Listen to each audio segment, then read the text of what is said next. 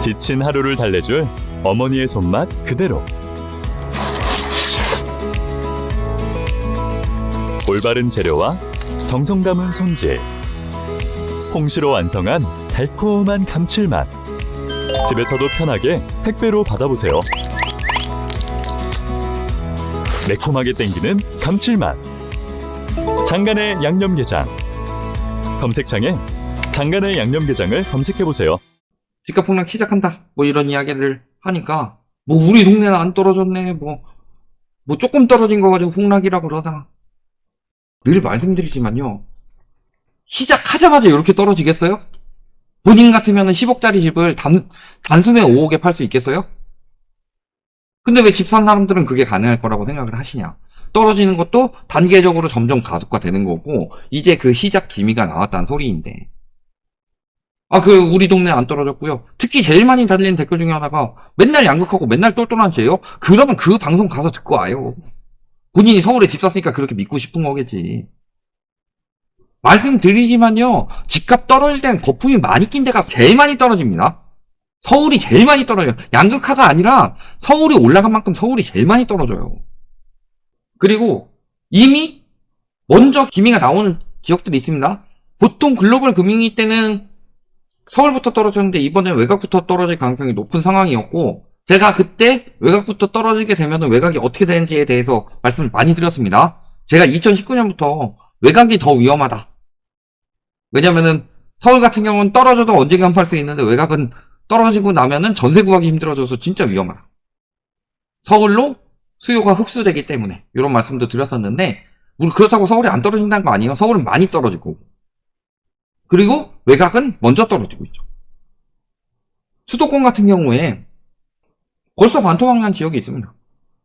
3분 신도시 1기 신도시에서 집값이 4년 전 수준으로 떨어진 단지가 증가하는 모양새다. 그래서 3분을 보니까 금정동 여기 다산주공 여기가 4억 9천만 원에 팔렸는데 이거 2020년대 가격이다. 또 옥화 전용 134제곱미터는 5억 9,500만 원인데 이게 8억에서 거의 6억까지 떨어진 셈이죠. 그래서 이것도 4년 전 가격이다. 무궁화 주공 같은 경우는 4억 5천이 2억 2,800이 됐으니까 얘는 거의 반토막이죠. 이런 식으로 이미 수요가 빠진 곳에서는 반토막이 나고 있고 이거를 자꾸 서울은 괜찮다 해가지고 떠넘기고 빠지려는 사람들이 있는데 거기에 넘어가시면 안 됩니다.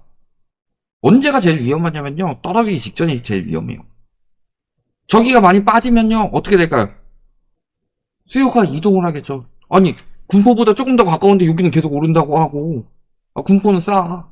그럼 저기 서울에 집 사지 군포 가서 집 사지.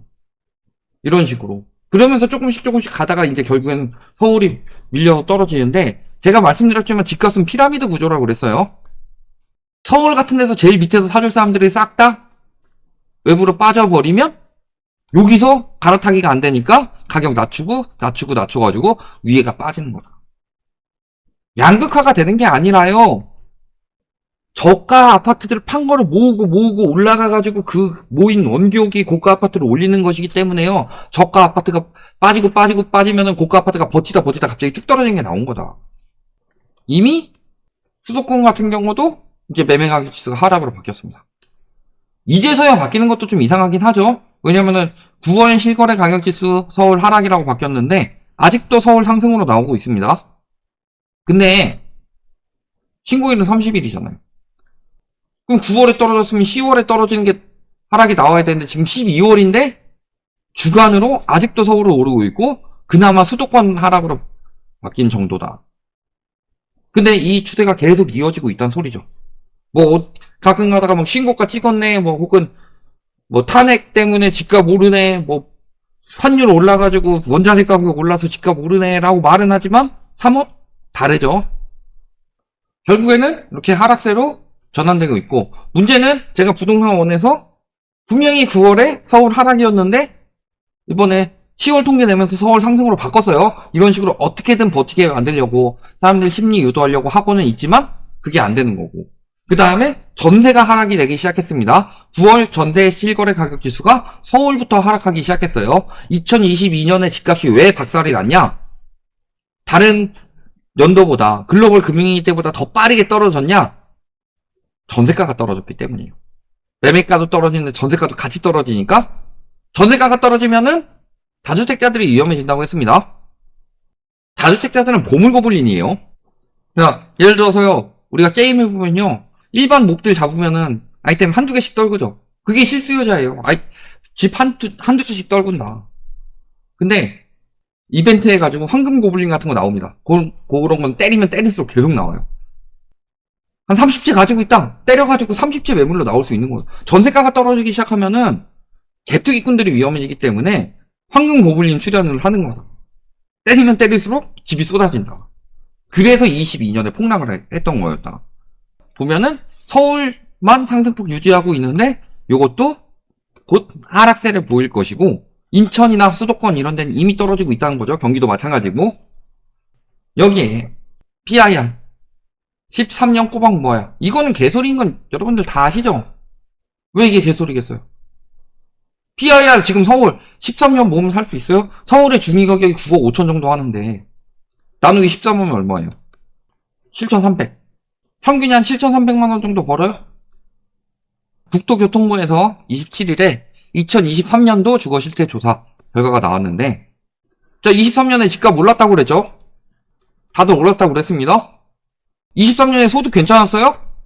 근데 왜 PIR이 떨어질까요? 이게 굉장히 신기한 상황이죠. 그래서요 지금 집값 통계는요 굉장히 좀 세게 말하면 조작이 많이 됐어요. KB에서 2022년에 갑자기 PIR이 6.9년이 빠집니다. 그 이유를 따져보면은 통계를 낼 때 고가 아파트를 줄이고 다세대 이런 것들을 많이 집어넣어가지고 가격을 낮췄다고 합니다. PIR을 계산을 할 때. 그러니까 통계상으로는 집값이 안정되는 것처럼 보이죠. 체감되는 거 있어요?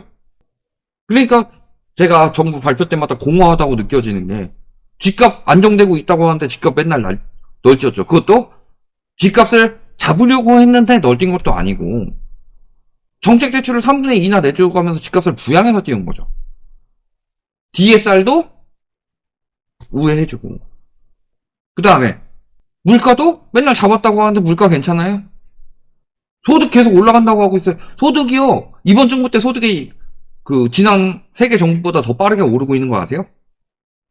통계 보면 그렇게 나와요. 이번 정부가 소득이 제일 빨리 올라요. 근데 코로나 이후 우리나라 경제가 괜찮은 적이 없었죠. 코로나 끝나가나 싶더니 금리 인상되고 금리 인상 끝나가나 싶더니 환율 폭등되고 환율 폭등되는데 외국인들이 또 채권 시장으로 유입되나 싶더니 계엄 터져서 더 폭등하고 경제가 이미 망가졌기 때문이에요. 몸이 멀쩡하면은 좀 센 병이 와도 버티지만 몸이 이미 골골대고 있으면은 작은 병을 걸려도 합병증이 되는 것처럼 지금 우리나라가 딱 그런 상황입니다. 근데 소득이 계속 올라가고 있대요. 그러니까 나오는 게 뭐예요? 저는 이거 대통령 잘못이라고 보지는 않습니다. 요거는 통계를 그런 식으로 해서 갖다 주면 대통령이 볼 땐 뭐라고 판단이 되겠어요. 그러니까 뭐 상저하고 이런 이야기 나오지. 근데 아는 사람들은 어떻게 되겠어요? 그거를 지시해가지고 이렇게 보고하면 대통령이 좋게 생각하실 거야 이런 식으로 지시한 놈들이 분명히 있겠지. 그러니까 지금 맨날 좋아진다 예? 집값 잡히고 있다. 가계부채도 GDP 바꿔가지고 가계부채도 잡히고 있다. 근데 왜 집값 잡히고 있다고 그러는데 사람들은 집을 더 안 사고 여력이 없으니까. 가계부채 잡히고 있다고 그러는데 사람들은 왜 연체율이 계속 늘어나요? 금리를 올렸냐? 2022년 11월부터 금리는 계속 떨어졌습니다. 요 통계는 아직 잡히고 있는 거 아니에요? 요렇게 돼야 되는 거고. 역물적들은 고점에 물렸죠. 지금도 막 계속 막 폭등했니 뭐니 하고 있는데 20년에서 22년 산 사람들, 그러니까 코로나 이후 산 사람들 아직 시세 못 갔습니다. 자, 예를 들어 광진구 워커힐 여기도 그때에 비해서 7억 떨어졌고 무슨 뭐 요즘에 뭐 90% 회복됐니 뭐 넘어설 거니 슈퍼사이클이니 21년 집값보다 더 올라갈 거니 뭐 이런 이야기 하더라도 여기 보세요. 마포 상암 월드컵 6억 뭐 그 다음에 뭐 도곡동 강남 집값은 안 떨어지고 양극화 심해지고 도곡동 대리마크로빌 아직도 6억 1천만 원 떨어진 상황이죠. 근데 집값이 하락 방향으로 바뀌고 있어요. 서초구, 용산구, 송파구 다 이런 거예요. 오히려 고가 아파트이기 때문에 하락폭이 크죠. 이런 것들 봐봐라. 저게 물린 거예요.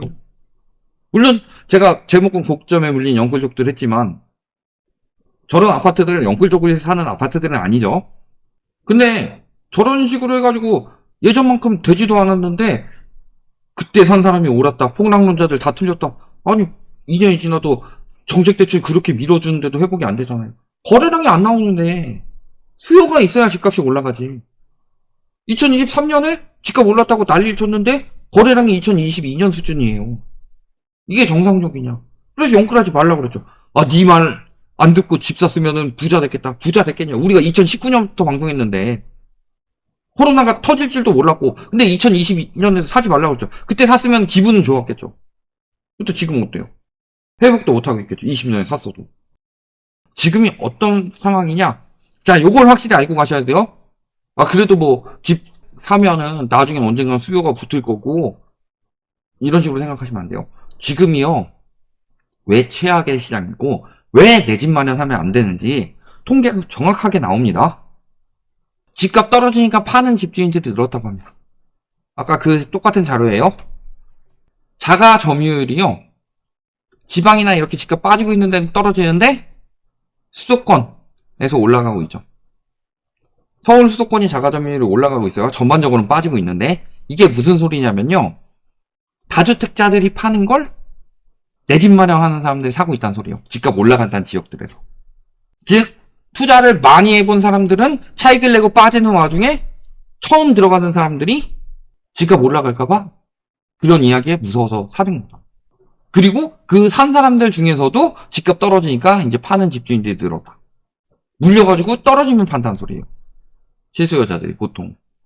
그리고 실제 주택 매수자의 40%가 생애 최초다. 생애 최초가 사고 있는 시장은 보통 언제다? 주택 거래가 침체될 때. 투기 수요는 빠지고 신규 수요만 남았을 때. 근데 역대급으로 또 다시 퍼센테이지가 올라가고 있죠. 그 이유는요. 처음 집 사는 사람들이 다주택 매물을 받아주라고 정부에서 정책대출을 내주기 때문이다. 정책대출을 내주지 않으면 저들이 사지도 못해요. 근데 처음 집 사는 사람들에게 정책대출을 내주면서 사라고 유도를 하는 거예요. 그들에게 누가 판다? 다주택자들이 판다. 지금 원래 못 사는 수요인데 억지로 정책대출을 내서 살 수 있도록 만들어준다는 소리는요. 이 사람들이 2, 3년, 길게는 뭐 5에서 10년 뒤에 살 수 있는 여력을 갖춰서 그때 살 사람들인데 지금 대출 내줘서 살 수 있게 만든다는 소리예요. 그러면은 그 뒤에 있을 미래 수요를 미리 끌어다가 사고 있는 거죠. 그게 무슨 소리예요? 지금 아니면 못 산다. 라는 말에 들어갔어요? 지금 아니면 못 사는 거 맞아요. 그래서요, 내 걸 사줄 사람들이 이 가격에 못 사요. 그래서 가격을 낮춰서 팔아야만 해요. 지금 아니면 못 산다. 이야기가 나올 때가 고점인 거다. 그래서 이미 반토막 나는 지역들이 나오기 시작했고요. 이게 결국에는 상급지로 올라갈 수밖에 없어요. 하급지에서 갈아타기해서 올라오는 수요가 없기 때문에 상급지 가격이 결국에는 시차를 두고 떨어질 수밖에 없는데 그때는 가격폭이 훨씬 더 크게 떨어진다. 여기 와가지고 똘똘한 채 오른다, 양극화 된다, 이딴 소리나 하지 마라. 어디서 선동질이냐. 여기까지 말씀드리겠습니다.